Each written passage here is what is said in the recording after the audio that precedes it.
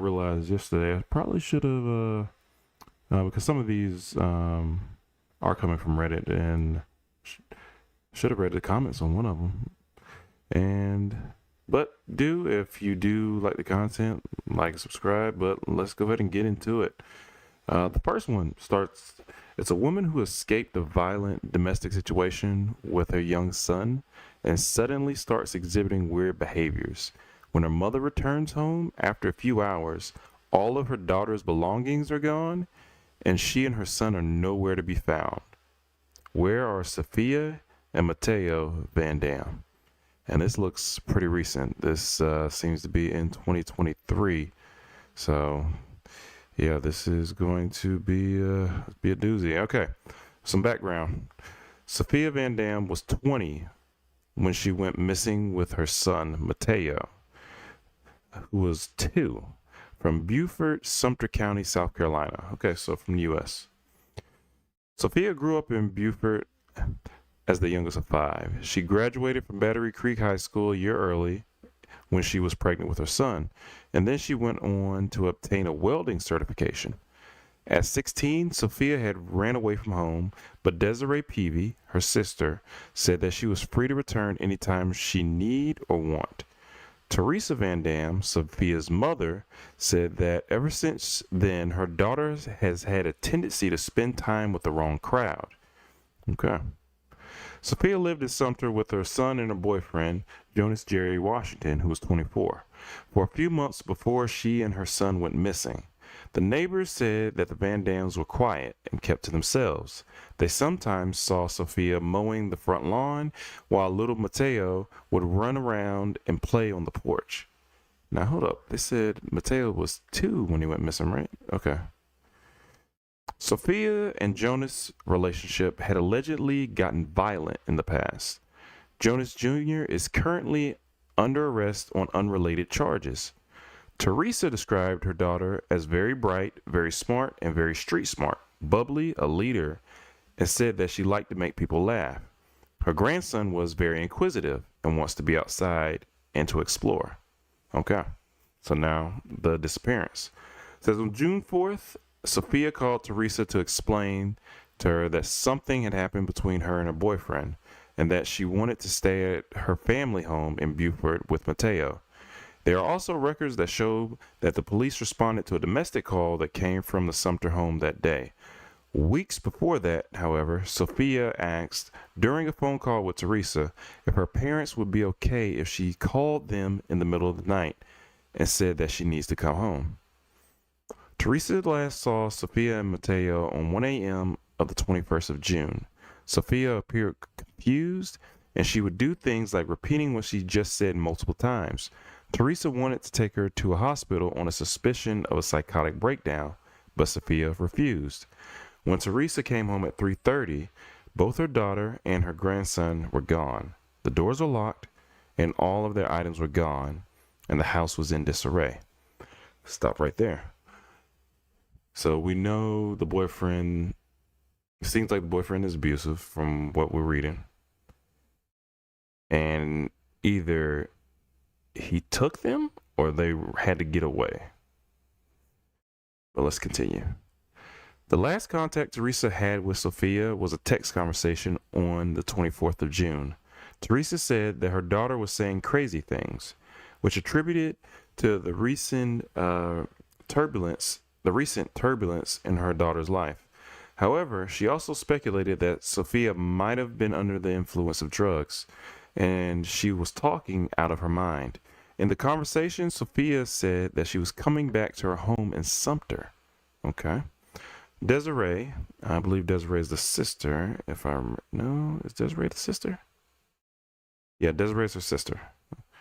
Desiree said that all calls to her sister have been going to voicemail since the 26th of June. She noted that it was unusual as Sophia was known to have a phone at hand. The last ping from Sophia's cell phone was registered near Santee Cooper Lake on Interstate 95. They say it's most likely Lake Marion. When the investigators arrived at Sophia's home on the 28th of June to perform a wellness check requested by her mother, Teresa, They discovered that her car was still in the driveway. It was taken into police custody for forensic testing. Matteo's car seat was also found in the car. When they knocked on the doors, however, nobody answered. A neighbor said that the last time he saw anyone in Sophia's car, it was a group made up of two guys and a little kid, but they noted that the child didn't look like Matteo. It's not clear when the sighting took place. Jonas Jr. was arrested on the 30th of June on unrelated charges for fleeing to evade arrest, trespassing, and being a fugitive from justice related to a 2021 charges in Beaufort County for possessions of a weapon and a commission of a violent crime, kidnapping, larceny, and burglary related to alleged carjacking. He was out on bail for 2021 charges. In August, hey, I'll stop right. Baby Alexis, thanks for following. I appreciate the follow. In August, a property that belonged to Jonas' father was searched. Jonas Jr. isn't considered a suspect, and he had no idea why his property was even searched. Now, I'll stop there. His property was searched because of your previous record, and that's pretty clear.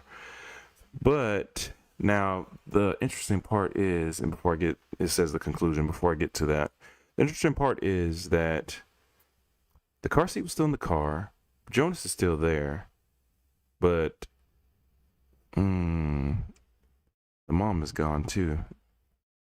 Sophia's gone and Matteo's gone. So this is where the issue is going to become.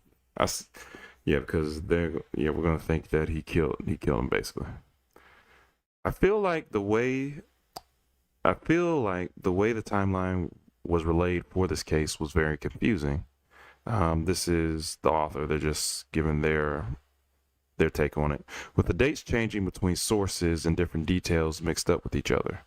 They did their best to make sense of it, but they wanted to see if they say, please tell them if there was a mistake.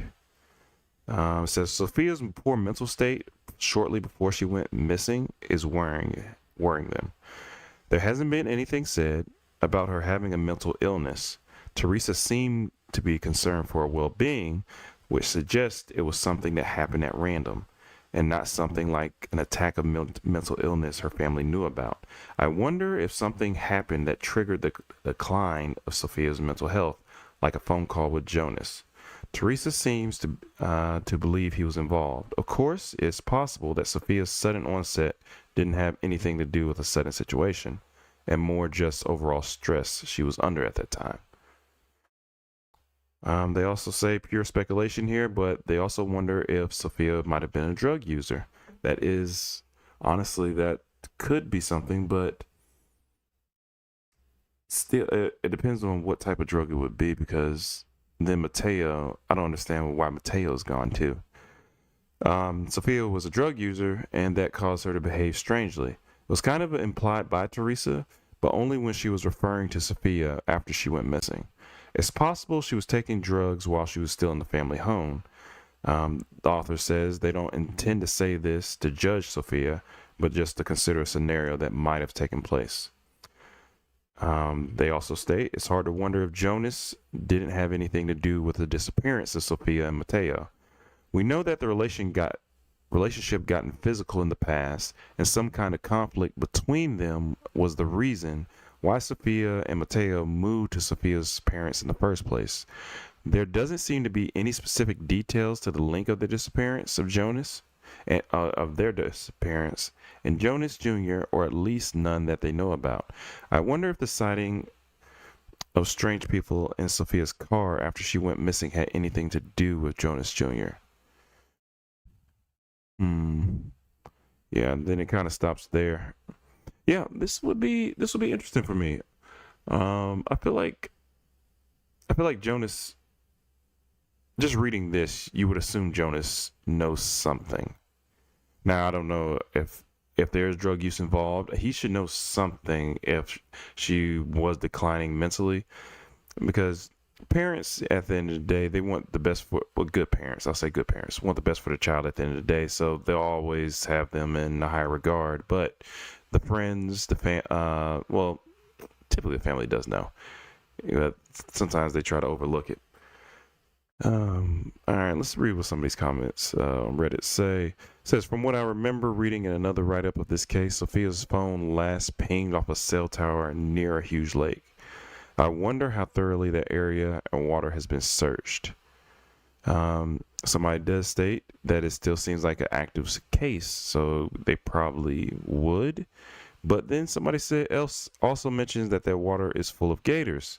If they were to fall or jump or be pushed from any of their bridges, nothing would be left of them. Somebody says, yes, the phone last pinged by a large lake. Someone on Web Sleuth said there was a bridge on it that it either was unused or very rarely used. I think that the lake is a good place to search. Usually I would think of a case of someone driving their car into a body of lake on purpose or by accident. But the problem about that is Sophia's car is accounted for. Yeah, I don't know. Yeah, this is an interesting dilemma. Yeah, because on one hand you have people thinking that she might have been on drugs or some form of intoxication, allegedly. And then you have the boyfriend. Let me see. Where they say there's domestic disputes. I wonder if they do say abuse in here at all. Let me see. Did they say abuse at all? No, just domestic. So, okay. Well, I would assume a domestic abuse, use some inference skills to get that. But the thing is, she was at the home 1 a.m.